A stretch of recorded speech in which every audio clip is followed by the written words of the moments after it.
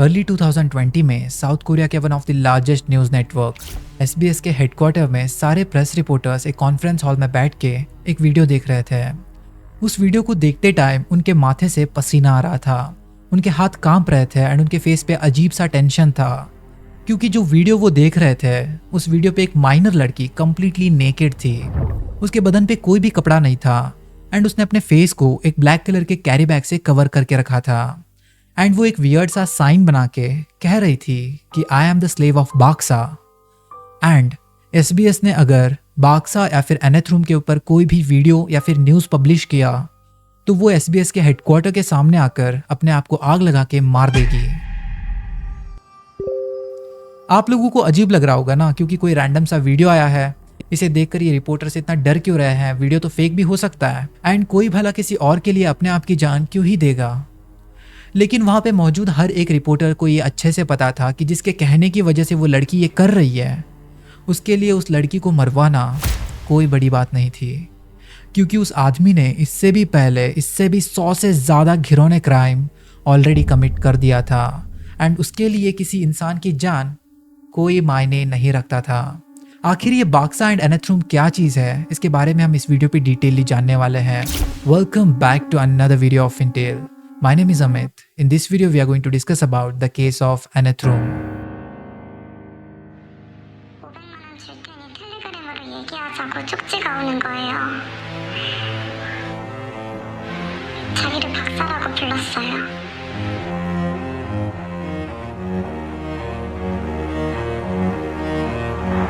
가슴 사진, 얼굴 사진, 성기 사진, 그 다음에 학문 사진까지 다 보내라고 했고 어떤 자세를 요구하면서 영상을 찍으라고까지 했었어요.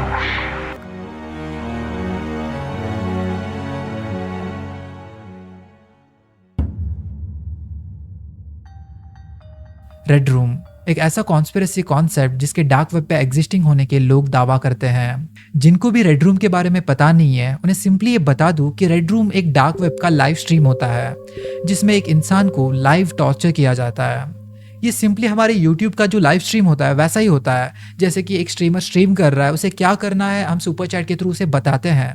ऐसे ही dark web पे एक लाइव स्ट्रीम होता है जिसमें इंसानों को लाइव टॉर्चर किया जाता है एंड टॉर्चर करने के इंस्ट्रक्शंस ऑडियंस सुपर चैट के थ्रू बिटकॉइन के थ्रू पेमेंट करके उन्हें इंस्ट्रक्शंस देते हैं एंड वो इंस्ट्रक्शंस एक इंसान को सेक्सुअली टॉर्चर करने से लेके उसका सर को उसके बॉडी से अलग करने तक का होता है। लेकिन आज तक रेड रूम के एग्जिस्टिंग होने के कोई भी वैलिड या फिर रियल एविडेंस नहीं है एंड प्रैक्टिकली भी देखा जाए तो डार्क वेब पे लाइव स्ट्रीम करना इज हाईली इम्पॉसिबल, क्योंकि डार्क वेब को जब हम एक्सेस करते हैं तो हमारा IP address multiple time shuffle होता रहता है ताकि यूजर की आइडेंटिटी कहीं भी रिवील ना हो। इस वजह से डार्क वेब पे प्रैक्टिकली स्ट्रीम करना is highly impossible. What if मैं आपको ये बता दूं कि डार्क वेब पे जो कुछ भी हो रहा था वो सब एक सिंपल सी मोबाइल एप्लीकेशन में हो रहा था एंड उस एप्लीकेशन के करेंटली 1 बिलियन से ज़्यादा डाउनलोड्स है एंड वो करेंटली हम सबके फ़ोन में ऑलरेडी डाउनलोडेड है। टेलीग्राम एक ऐसा इनक्रिप्टेड मैसेजिंग ऐप जिसका सिक्योरिटी एंड इनक्रिप्शन काफ़ी ज़्यादा स्ट्रॉन्ग है। ओवरऑल टेलीग्राम एक अच्छा खासा मैसेजिंग ऐप है जिसके अच्छे खासे डाउनलोड एंड रिव्यूज़ है। लेकिन अगर इस दुनिया में कोई अच्छी चीज़ एग्जिस्ट करती है तो उसके 2 साइड्स होते हैं, एक अच्छा और बुरा।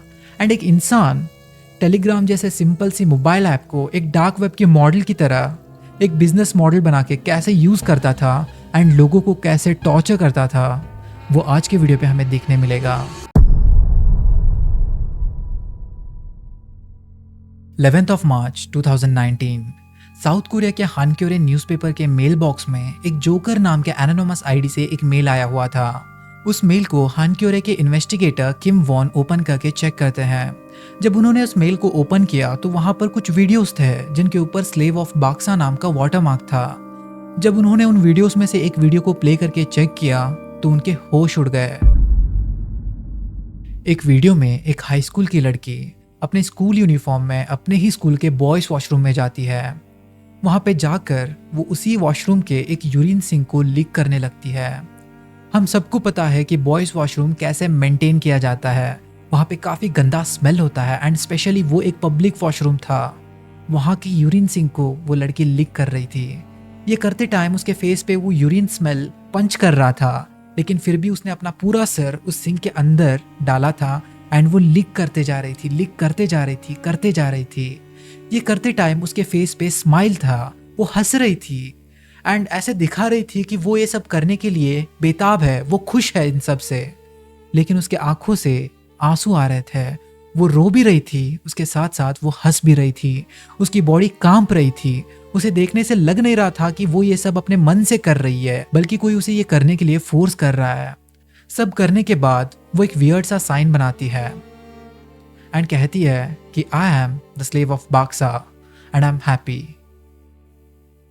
ये सब देख के किम वॉन को बहुत ही अजीब लगता है एंड वो ट्रॉमेटाइज्ड हो जाते हैं, क्योंकि उन्होंने ऐसा वीडियो कभी देखा नहीं था। एंड वो उस वीडियो को क्लोज करते हैं एंड दूसरा वीडियो प्ले करते हैं जिसके ऊपर भी वाटरमार्क था कि स्लेव ऑफ बाक्सा।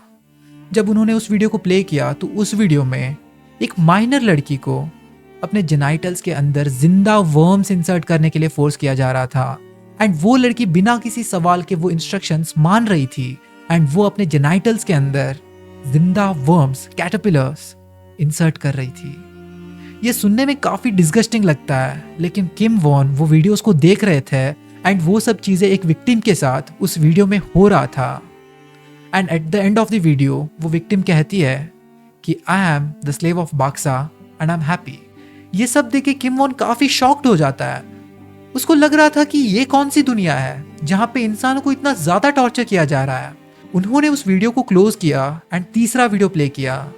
तीसरे वीडियो में तो हद पार कर दी, क्योंकि वहां पे एक लड़की को अपने वजाइना में मल्टीपल पेन्स, मतलब पेन का जो बंडल होता है उसे इंसर्ट करके एक पेन स्टैंड बनने का इंस्ट्रक्शन दिया गया था एंड उसने अपने जेनाइटल्स के अंदर काफी सारे पेन्स इंसर्ट कर रखा था एंड वो अपने आप को एक पेन स्टैंड कह रही थी। वो कह रही थी कि I am pen stand of Baksa and I am happy. And वो हंस रही थी ये करते हुए। उन लोगों की मजबूरी क्या होगी, वो सब ऐसे कर क्यों रहे हैं, आखिर ये बाक्सा कौन है, ये किसके इंस्ट्रक्शंस मान रहे हैं। ये सारे सवाल किम वॉन के दिमाग में ऐसे घूम रहे थे। ये सब देखने के बाद वो काफी ज्यादा शॉक थे। उन्हें कुछ समझ में ही नहीं आ रहा था कि आखिर वो करे तो करे क्या। जब उन्होंने उस मेल को गौर से देखा तो वहां पे एक लिंक भी प्रोवाइड किया गया था। जब उन्होंने उस लिंक पे टैप किया तो वो डायरेक्टली एक टेलीग्राम ग्रुप ज्वाइन करते हैं जिसका नाम था एनेथ रूम। वहां पे एक जनरल चैट रूम था, वहां पे ऑडियंस मतलब लोग, मेंबर्स ऐसे चीजों पे डिस्कस कर रहे थे जिसके बारे में सुनना भी काफी डिस्गस्टिंग फील होता है। वहां पे हार्डकोर कंटेंट के बारे में बात हो रही थी। वहां पे लड़कियों को किस तरीके से टॉर्चर किया जाए, इन सब के बारे में डिस्कशंस चल रहे थे। एंड उस टेलीग्राम ग्रुप में 9000 से ज्यादा मेंबर्स थे। वहां पे कुछ सब चैट रूम्स भी थे, जैसे कि slave room, female child room, violative और एक्वेंटेंस रूम, बाक्सास रूम। बाक्सास रूम के दो नाम थे।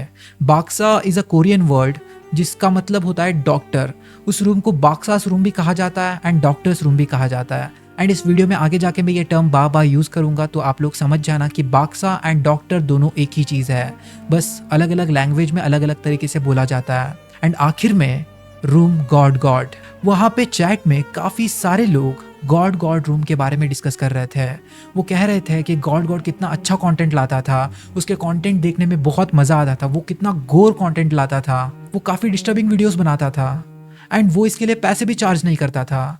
लेकिन वो गया किधर, उसने अब तक वीडियोस क्यों नहीं डाला, वो इनएक्टिव क्यों हो गया। ये सब डिस्कशंस चल रहे थे। इसलिए किम वॉन उस चैट रूम को ज्वाइन करने की कोशिश करते हैं, लेकिन ज्वाइन करने के लिए एक्सेस देने वाला गॉड वहां पे मौजूद नहीं था। इसलिए किम वॉन डॉक्टर्स रूम में एंटर करते हैं। डॉक्टर्स रूम में कुछ ट्रेलर वीडियोस थे जिसमें माइनर लड़कियों को सेक्सुअली टॉर्चर किया जा रहा था। जब उन्होंने वहां के एक सैंपल वीडियो को प्ले करके चेक किया तो वहां पे एक माइनर लड़की को बाक्सा के बताए गए ऑब्जेक्ट से मास्टरबेट करना था एंड बाक्सा ने उसे एक ऐसा ऑब्जेक्ट से मास्टरबेट करने कहा था जिसके बारे में हम सोच भी नहीं सकते। बाक्सा ने उस माइनर लड़की को कहा कि तुम चाकू से अपने आप को मास्टरबेट करो। एंड हम सबको पता है कि चाकू एक शार्प ऑब्जेक्ट होता है जिससे हमारा स्किन कट जाता है। एंड वो लड़की ये काम हंसते हंसते कर रही थी। उसके जेनाइटल्स काफी बुरी तरीके से डैमेज्ड हो चुके थे, वहां से खून बह रहा था, लेकिन वो लड़की हंस रही थी एंड अपने आप को वो टॉर्चर कर रही थी। एंड एट द एंड वो फिर से कहती है कि I am the slave of Baksa and I am happy. And ये सब देखते हुए उस चैट रूम के मेंबर्स एंटरटेन हो रहे थे, वो हंस रहे थे। उस लड़की को देखकर वो बोल रहे थे कि इस लड़की को कितना मजा आ रहा होगा। ये सब काफ़ी डिस्गस्टिंग था। जब किम वॉन ने उस चैट रूम के सब रूम्स को चेक किया तो वहाँ पे हर एक सब रूम के अलग अलग फीस थे एंड हर एक रूम का टॉर्चर लेवल अलग अलग था। जितना ज़्यादा पैसा उतने ही ज़्यादा hardcore content. Hard room membership price 2.5 lakh won. High railing sponsor room membership price 5 lakh won. Special room membership price 10 lakh won. जितना ज़्यादा पैसा उतने ही ज़्यादा टॉर्चर, उतना ही हार्डकोर कंटेंट। एंड लोग इसे पे करके मेंबरशिप खरीद के बाक्सा के कंटेंट देखा करते थे। बाक्सा पेमेंट हमेशा क्रिप्टो करेंसी में लेता था ताकि कोई उसके ट्रांजैक्शन को ट्रैक ना कर पाए। ये सब पता चलते ही किम वॉन ने 9 नवंबर 2019 के दिन हानक्यूरे न्यूज़पेपर के फ्रंट पेज पे बाक्सा एंड एनेथ्रूम के ऊपर एक आर्टिकल पब्लिश किया। आर्टिकल पब्लिश होने के बाद कुछ ज़्यादा फर्क नहीं पड़ा क्योंकि लोगों को लगा कि ये कोई नॉर्मल सा सेक्सटॉर्शन या फिर चाइल्ड पोर्नोग्राफिक या फिर हिडन कैम एमएमएस स्कैम के रिलेटेड है। इस वजह से लोगों ने इसे सीरियसली नहीं लिया एंड इसे इग्नोर कर दिया। लेकिन जिन लोगों ने भी इसे पढ़ा उन लोगों ने हानक्यूरे को क्रिटिसाइज किया कि आप लोगों ने ऐसी न्यूज़ को फ्रंट पेज पे क्यों डाला है। वही दूसरी ओर जिन्होंने भी उस आर्टिकल को पढ़ा वो एनेथ्रूम के ऊपर आवाज़ उठाने की जगह पे सीधा एनेथ्रूम ज्वाइन करते हैं एंड वहाँ के कंटेंट एंजॉय करने लगते हैं। आर्टिकल पब्लिश होने से पहले एनेथ्रूम के जो मेंबर्स थे वो बस 9000 थे, लेकिन आर्टिकल पब्लिश होने के बाद ये नंबर 9000 से लेके सीधा 2,60,000 में बदल जाता है। हानक्यूरे ने जाने अनजाने में डॉक्टर्स रूम का प्रमोशन कर दिया था। दूसरी ओर बाक्सा ने हानक्यूरे को पोक करते हुए अपना टेलीग्राम यूजर नेम को बाक्सा से हटाकर द ओनली वन हानक्यूरे प्रमोटेड से चेंज कर दिया। एंड बाक्सा ने जिन्होंने भी डॉक्टर्स रूम को हानक्यूरे के आर्टिकल के थ्रू डिस्कवर किया था उन सबको डॉक्टर्स रूम का एक्सेस फ्री में दे देता है। इस वजह से सब लोग बाक्सा को अप्रिशिएट कर रहे थे कि बाक्सा का कंटेंट कितना अच्छा है, वो कितना अच्छा आदमी है जिसने हमें ये सब कंटेंट फ्री में दिया। उसका प्राइस लाखों में था लेकिन फिर भी बाक्सा ने हमें ये फ्री में प्रोवाइड कर दिया। इस वजह से चैटरूम में बाक्सा के काफ़ी ज़्यादा तारीफ हो रही थी। वही कुछ लोग हानक्यूरे के इन्वेस्टिगेटर किम वॉन के पर्सनल डिटेल्स चैटरूम में लीक कर रहे थे, जैसे कि उनकी फैमिली, उनका एड्रेस, उनका कॉन्टैक्ट नंबर, सब कुछ। एंड वो वहाँ पे उन्हें थ्रेटन कर रहे थे कि वो उनके घर पे घुस के उन्हें मारेंगे। एंड ये सब देखकर किम वॉन काफ़ी ज़्यादा शॉक में था क्योंकि उनके पास ऐसे वीडियोस थे जिन्हें किम वॉन ने कहीं पे भी शेयर नहीं किया था, वो बस उनके ही फ़ोन में थे। लेकिन वो सारे वीडियोस अब एनेथ्रूम में ऐसे ही रैंडम चैट्स में सर्कुलेट हो रहे थे। ये सब देखकर उन्हें काफ़ी ज़्यादा डर लगने लगा था। बाक्सा के कुछ विक्टिम्स ने हानक्यूरे के आर्टिकल पढ़ के हानक्यूरे से हेल्प के लिए अप्रोच किया। लेकिन जैसे ही ये बात बाक्सा को पता चला तो बाक्सा ने उनके वीडियोस डॉक्टर्स रूम से हटा के जनरल रूम में डाल दिया ताकि हर कोई वो वीडियो देख सके। एंड उसने उसके ऊपर एक वाटर मार्क भी लगाया था कि फर्स्ट विक्टिम ऑफ हानक्यूरे। बाक्सा इनडायरेक्टली उस विक्टिम के हालत के पीछे हानक्यूरे को जिम्मेदार ठहराना चाहता था। बाक्सा अपने विक्टिम्स को इंस्टाग्राम, ट्विटर जैसे सोशल मीडिया प्लेटफॉर्म से फंसाता था। बाक्सा हमेशा ट्विटर एंड इंस्टाग्राम पे जॉब एड्स चलाता था जो कि फैशन एंड मॉडलिंग के रिलेटेड होते थे, जहां पर लड़कियों का फिजिकल अपीयरेंस बहुत ज़्यादा मैटर करता हो। एंड बाक्सा उन एड्स को टीनेजर्स को टारगेट करके बनाता था ताकि जब भी कोई टीनेजर उस एड को देखे तो वो जॉब के लिए अप्लाई कर दे। ऐसे ही जब भी कोई लड़कियां उस एड को देखती थी तो तुरंत वो अप्लाई कर देती थी क्योंकि नॉर्मली टीनेजर्स में फैशन एंड मॉडलिंग के रिलेटेड इंटरेस्ट बहुत ज़्यादा होता है। इस वजह से जो लड़कियां गुड लुकिंग होती थी, अच्छी खासी पर्सनालिटी रखती थी, वो सब उस जॉब के लिए अप्लाई कर देते थे। जॉब के लिए अप्लाई करते टाइम बाक्सा उन लड़कियों से उनके पर्सनल डिटेल्स लेता था, जैसे कि home address, government ID, contact number and उनके पेरेंट्स के डिटेल्स, सब कुछ। उसके बाद बाक्सा उनसे टेलीग्राम ऐप डाउनलोड करवाता था एंड टेलीग्राम में वो उनका इंटरव्यू लेता था। इंटरव्यू लेते टाइम बाक्सा उन लड़कियों के साथ काफ़ी अच्छे से बिहेव करता था। वो उससे काफ़ी फ्रेंडली एंड फ्रैंकली बिहेव करता था ताकि वो उन लड़कियों का ट्रस्ट गेन कर सके। जैसे ही बाक्सा उन लड़कियों का ट्रस्ट गेन करता तो वो उनसे फ़ोटोज़ की डिमांड करता। एंड लड़कियों को भी ज़्यादा शक नहीं होता था क्योंकि जॉब मॉडलिंग के रिलेटेड होता था। इस वजह से लड़कियां अपने अच्छे खासे फ़ोटोज़ उन्हें भेज देते थे। जैसे ही बाक्सा वो फ़ोटो रिसीव करता तो बाक्सा उन्हें एक ऑफ़र देता कि अगर वो अपने कंप्लीट न्यूड फ़ोटोज़ उसे भेज दे तो वो उन्हें हाई पेइंग जॉब में काम दिलवा सकता है। इस वजह से लड़कियां बाक्सा के बातों में आके अपना कंप्लीट न्यूड फ़ोटोज़ बाक्सा को भेज देते थे। जैसे ही वो फ़ोटोज़ बाक्सा रिसीव करता तो बाक्सा उन लड़कियों को चारों ओर से दबोच लेता क्योंकि बाक्सा के पास ऑलरेडी उन लड़कियों के सारे डिटेल्स थे एंड अब उसके पास उनके न्यूड फोटोज़ भी थे। ये सब लेकर बाक्सा उन लड़कियों को चारों ओर से दबोच लेता था।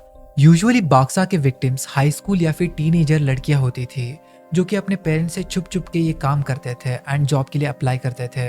जब उन लड़कियों को ये पता चलता कि वो बुरी तरीके से फंस चुके हैं एंड बाक्सा ये चीज़ उनके पेरेंट्स को बता सकता है, तो वो बिना सवाल किए बाक्सा के हर एक ऑर्डर को मानने लगती थी।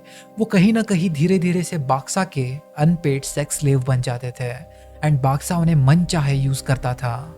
बाक्सा ने टोटल 103 लड़कियों के साथ ऐसा किया था, जिनमें से 26 लड़कियां माइनर्स थे। हानक्योरे के आर्टिकल पब्लिश होने के 3-4 महीने बाद ट्विटर एंड रेडिट पे कैच बाक्सा एंड एनेथ्रुम का ट्रेंड चलने लगा। लोग बाक्सा को पकड़ना चाहते थे। ये ट्रेंड काफ़ी ज़्यादा मतलब काफ़ी बड़ी क्वांटिटी में चल रहा था, इसलिए साउथ कोरिया के one of the largest news network SBS ने बाक्सा एंड एनेथ्रुम के ऊपर इन्वेस्टिगेट एंड ब्रॉडकास्ट करने के बारे में सोचा, लेकिन SBS के पास एनेथ्रुम के रिलेटेड कोई इन्फॉर्मेशन नहीं था। इसलिए वो एक ऐसे आदमी के तलाश में थे जो कि एनेथ्रुम से जुड़ा हुआ हो एंड उसके पास कोई एनेथ्रुम के रिलेटेड इनर इन्फॉर्मेशन हो। लेकिन काफ़ी दिन बीतने के बाद भी SBS को कोई भी ऐसा आदमी नहीं मिलता जो कि एनेथ्रुम से जुड़ा हुआ हो।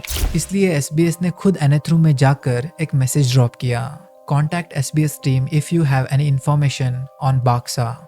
आफ्टर दैट कुछ ही मिनट्स में उस मैसेज का रिप्लाई खुद बाक्सा देता है एंड बाक्सा कहता है कि you losers are looking for me, क्योंकि बाक्सा को टेलीग्राम इंक्रिप्शन एंड सिक्योरिटी के ऊपर अंधा विश्वास था। बाक्सा SBS को एक प्राइवेट चैटरूम में बुलाकर उनसे कन्वर्सेशन स्टार्ट करता है। उस कन्वर्सेशन के दौरान बाक्सा ये रिवील करता है कि उसके एनेथ्रुम के अलावा और भी इलीगल बिजनेसेस है, जैसे कि online drug selling and private investigation company. Baksa पूरी कन्वर्सेशन के दौरान एक जेंजी की तरह बिहेव कर रहा था। उसके बात करने के तरीके, उसके बात करने का स्लैंग, वो सब एक जेंजी के जैसा था, लेकिन वो अपने आप को एक अडल्ट पर्सन की तरह पोर्ट्रे करने की कोशिश भी कर रहा था। वो अपने आप को दिखाना चाहता था कि वो एक बड़ा आदमी है, लेकिन उसकी बातों से ऐसे लग नहीं रहा था। उसकी बातों से लग रहा था कि ये कोई टीनेजर है। तो SBS ने बाक्सा के बातों को सीरियसली नहीं लिया एंड बाक्सा ने कन्वर्सेशन के एंडिंग में ये भी कहा था कि अगर SBS ने बाक्सा एंड एनेथ्रुम के ऊपर कोई भी आर्टिकल पब्लिश किया या फिर कोई भी न्यूज़ ब्रॉडकास्ट किया तो इसका अंजाम काफ़ी बुरा होगा। SBS को लगा कि बाक्सा कुछ नहीं कर पाएगा, इसलिए 17 नवंबर 2019 के दिन SBS ने बाक्सा एंड एनेथ्रुम के ऊपर एक न्यूज़ ब्रॉडकास्ट किया। न्यूज़ ब्रॉडकास्ट करने के कुछ ही घंटों में एनेथ्रुम में एक वीडियो अपलोड होता है, जिस वीडियो के ऊपर एक वाटरमार्क था जिस पे लिखा गया था कि फर्स्ट विक्टिम ऑफ SBS। जब उन्होंने उस वीडियो को प्ले किया तो उस वीडियो में एक लड़की थी, दिखने में एक टीनेजर लड़की लग रही थी। वो कम्प्लीटली नेकेड थी एंड उसके बदन पे कोई कपड़ा नहीं था। उसने अपने फेस को एक ब्लैक कलर के कैरी बैग से कवर कर रखा था एंड वो बाक्सा का सिग्नेचर दिखा के कह रही थी कि अगर तुम लोगों ने बाक्सा या फिर एनेथ्रुम के ऊपर कोई भी आर्टिकल पब्लिश किया या फिर कोई भी न्यूज़ ब्रॉडकास्ट किया तो आने वाले 5 दिनों में वो लड़की SBS के हेडक्वार्टर के सामने आकर अपने आप को आग लगाकर मार देगी। ये वीडियो देखकर SBS के सारे रिपोर्टर्स हैरान थे, उनके हाथ कांप रहे थे, वो काफ़ी डरे हुए थे, क्योंकि उस लड़की के इस हालत के पीछे कहीं ना कहीं SBS ही जिम्मेदार था। अगर वो आर्टिकल पब्लिश करते ही नहीं, अगर वो न्यूज़ ब्रॉडकास्ट करते ही नहीं, तो बाक्सा उस लड़की के साथ ऐसा नहीं करता। इस वजह से वो पहले ये डिसाइड करते हैं कि वो कैसे न कैसे करके उस लड़की को रेस्क्यू करेंगे। SBS ने बाक्सा के ऊपर अच्छा खासा रिसर्च किया था। उन्हें ये पता था कि बाक्सा के पास 103 सेक्स स्लेव्स है एंड बाक्सा जो कंटेंट अपलोड करता था वो 10,000 से भी ज़्यादा था। तो 10,000 से भी ज़्यादा कंटेंट, बस 103 सेक्स स्लेव्स, इसका मतलब जो सेक्स स्लेव्स है वो मल्टीपल वीडियोस में काम करते थे। बाक्सा उनसे मल्टीपल वीडियोस बनाता था जो कि एनेथ्रुम में अभी भी मौजूद होंगे। जो video first victim of SBS के नाम से आया था वो भी कहीं ना कहीं बाक्सा की ही सेक्स स्लेव होगी एंड उसने भी कहीं और वीडियो पे भी काम किया होगा। तो सारे रिपोर्टर्स एंड पुलिस मिलकर जो SBS विक्टिम 1 का वीडियो आया था उस वीडियो को ऑब्जर्व करते हैं एंड उसके कुछ सिमिलैरिटीज उन 10,000 वीडियोस में से एक वीडियो में ढूंढना शुरू करते हैं एंड लकीली उन्हें एक ऐसा वीडियो मिलता है जिस वीडियो में एक लड़की होती है जिसके हाथ में एक पिंक कलर का रबर बैंड था एंड वही सिमिलर रबर बैंड जो विक्टिम 1 के वीडियो आई थी उसमें भी उस लड़की ने पहना हुआ था। तो सियोल पुलिस एंड SBS को ये पता चल चुका था कि विक्टिम और कोई नहीं, जो विक्टिम दूसरे वीडियो में है वही है। तो SBS एंड सियोल पुलिस ने जब उस वीडियो को गौर से नोटिस किया तो उसके बैकग्राउंड में एक बुक शेल्फ था। उसमें एक पर्टिकुलर हाई स्कूल के टेक्स्ट बुक्स थे एंड उसके ऊपर एक लड़की का नाम भी लिखा हुआ था। तो सियोल पुलिस एंड एसबीएस ने सारे इन्फॉर्मेशंस को कलेक्ट किया एंड उस हाई स्कूल में जाकर पूछताछ किया तो पता चला कि उस नाम की लड़की वहाँ पे एग्जिस्ट करती है एंड वो वहीं पे पढ़ती है। तो एसबीएस एंड सियोल पुलिस को उस लड़की का होम एड्रेस मिलता है एंड वो तुरंत उस लड़की के होम एड्रेस पे चले जाते हैं। जब सियोल पुलिस एंड एसबीएस उस लड़की के घर में एंटर करते हैं तो वो लड़की अपने मॉम डैड के साथ रहा करती थी। उसके मॉम डैड अपने घर के लिविंग रूम में बैठकर कॉमेडी शोज को एंजॉय कर रहे थे। वो हंस रहे थे, वो मजे कर रहे थे, लेकिन वही दूसरी ओर उनकी ही बेटी दर्द और टेंशन से जूझ रही थी। वो अपना दर्द किसी से शेयर भी नहीं कर पा रही थी। जब एसपीएस एंड सियोल पुलिस ने उस लड़की को रेस्क्यू किया तो उस लड़की के कमरे से कुछ ऐसे चीज़ें मिलते हैं जो चीज़ें उसके घर पे होना नहीं चाहिए था। वहाँ पे कुछ सेक्स टॉयज मिलते हैं, टॉर्चर टूल्स मिलते हैं जिससे बाक्सा उस लड़की को टॉर्चर करने के लिए फोर्स किया करता था एंड जो कैरी बैग उसने एसबीएस विक्टिम 1 वाले वीडियो में अपने फेस को कवर करने के लिए यूज किया था वो भी उसके कमरे में मिलता है। एसबीएस एंड सियोल पुलिस उसके मॉम डैड को इन सब के बारे में बताते हैं। ये सब सुनने के बाद उसके मॉम डैड काफ़ी ज़्यादा ट्रॉमाटाइज्ड हो जाते हैं। उनको ये भनक तक नहीं था कि उनकी बेटी किस चीज़ से गुजर रही है। उसके बाद उस लड़की को काउंसलिंग दिया जाता है, थेरेपीज दिए जाते हैं ताकि वो नॉर्मल लाइफ जी सके एंड बाक्सा के चंगुल से उसे बाहर निकाल सके। अब सियोल पुलिस का प्रायोरिटी बाक्सा को पकड़ना था, इसलिए वो बाक्सा के हर एक डिटेल एंड एक्टिविटीज को एनालाइज करना शुरू करते हैं। बाक्सा को टेलीग्राम या फिर उसके चैट रूम से ट्रैक करना काफ़ी ज़्यादा मुश्किल था क्योंकि टेलीग्राम का इंक्रिप्शन एंड सिक्योरिटी काफ़ी ज़्यादा स्ट्रांग होता है। लेकिन बाक्सा अपने चैट रूम का एक्सेस देने के लिए पैसा चार्ज करता था एंड वो पैसा क्रिप्टो करेंसी में लेता था। इसलिए सियोल पुलिस ने हानक्योरे के आर्टिकल पब्लिश होने के बाद जिस किसी भी क्रिप्टो ट्रांजैक्शन प्लेटफॉर्म पे ज़्यादा ट्रांजैक्शन हुआ है उसके बारे में पता लगाते हैं, क्योंकि हानक्योरे के आर्टिकल पब्लिश होने के बाद ही डॉक्टर्स रूम का एंगेजमेंट बढ़ गया था एंड बाक्सा ने हाईएस्ट पेमेंट रिसीव किया था। तब जाके पता चला कि बेस्ट कॉइन नाम के क्रिप्टो ट्रांजैक्शन प्लेटफॉर्म पे ज़्यादा ट्रांजैक्शन हुए थे उस टाइम पे। तो पुलिस ने बेस्ट कॉइन के ऊपर नज़र रखना शुरू किया एंड उनसे पूछताछ किया। बाक्सा पेमेंट हमेशा बिटकॉइन एंड मोनेरो में लेता था एंड पेमेंट लेने के बाद वो क्रिप्टो को कैश में खुद कन्वर्ट नहीं करता था। वो क्रिप्टो करेंसी को अपने चैट रूम के कुछ मेंबर्स के अकाउंट में डालता था एंड उनसे कैश में विड्रॉ करवा के फिजिकली उस पैसों को रिसीव करता था। इस वजह से सियोल पुलिस बेस्ट कॉइन के विड्रॉवल हब पे नजर रखी हुई थी। दिन ब दिन कुछ टीनेजर्स वहां पे आते थे एंड काफी ज्यादा अमाउंट विड्रॉ करके वहां से चले जाते थे। तो पुलिस को कुछ अजीब लगा क्योंकि टीनेजर्स के पास इतना ज्यादा पैसा आ कहां से रहा है। तो पुलिस उनमें से कुछ टीनेजर्स को फॉलो करना शुरू करते हैं। तो दिन ब दिन कुछ टीनेजर्स आते थे, बहुत ज़्यादा पैसा विड्रॉ करते थे एंड वो उन पैसों को लेके कुछ रैंडम सी जगह पे छुपा के चले जाते थे, जैसे कि पब्लिक वॉशरूम, किसी अबेंडेंट हाउस या फिर डस्टबिन। एंड कुछ दिनों बाद कोई दूसरा आदमी वहाँ पे आता था एंड छुपाए हुए पैसों को लेके किसी तीसरे आदमी को देता था एंड वो तीसरा आदमी उस पैसों को अपने पास ही रखता था, किसी और को नहीं देता था। तो ये साइकिल ऐसे शुरू होता था एंड एक कांस्टेंट आदमी के पास जाके रुक जाता था। जब पुलिस ने इस साइकिल को ध्यान से एनालाइज किया तो उन्हें ये पता चला कि सारे पैसे इधर उधर से लेके एक कांस्टेंट आदमी के पास जा रहा है एंड वो आदमी उन पैसों को अपने पास ही रख रहा था। तो पुलिस को ये पता चला कि जो आदमी इस साइकिल का एंड होगा एंड सारे पैसे किसके पास रहेंगे वही बाक्सा है। तो पुलिस वाले उस आदमी के ऊपर नज़र रखना शुरू करते हैं जिसके पास एंडिंग में पैसे जाके रुक रहे थे। तो पुलिस वाले उसे ऑब्जर्व करते हैं एंड उसके ऊपर नज़र रखे हुए थे। जब भी वो आदमी अपने घर से बाहर निकलता तो चैट रूम में बाक्सा इनएक्टिव हो जाता था। जब वो आदमी अपने घर के अंदर एंटर करता तो चैट रूम एक्टिव हो जाता। इस वजह से पुलिस वालों को यह कंफर्म हो चुका था कि जिस आदमी के ऊपर उन्होंने नज़र रखा है वही बाक्सा है। इसलिए ऑन द डेट ऑफ 19 मार्च 2020 के दिन बाक्सा अपने डैड के साथ साइकिलिंग सीख रहा था। उसी टाइम पे सियोल पुलिस ने बाक्सा को चारों ओर से दबोच लिया एंड उसे अरेस्ट कर दिया।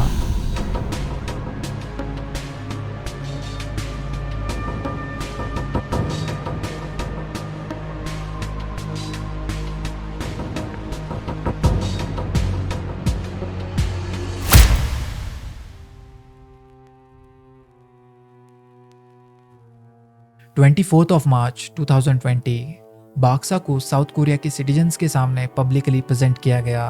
उस दिन पता चला कि बाक्सा और कोई नहीं, एक 24 ईयर ओल्ड कॉलेज स्टूडेंट है जिसका असली नाम चो जू बिन है। उस टाइम पे उसके फेस पे जर्रा सा भी गिल्ट नहीं दिख रहा था एंड उसने अपने विक्टिम्स को सॉरी तक नहीं बोला था। उस दिन बाक्सा यानी चो जू बिन कहता है, Thank you for putting the brake on the life of devil that could not be stopped. 멈출 수 없었던 악마의 삶을 멈춰주셔서 정말 감사합니다. 음란물 유포 혐의 인정하십니까? 죄책감 안 느끼시나요?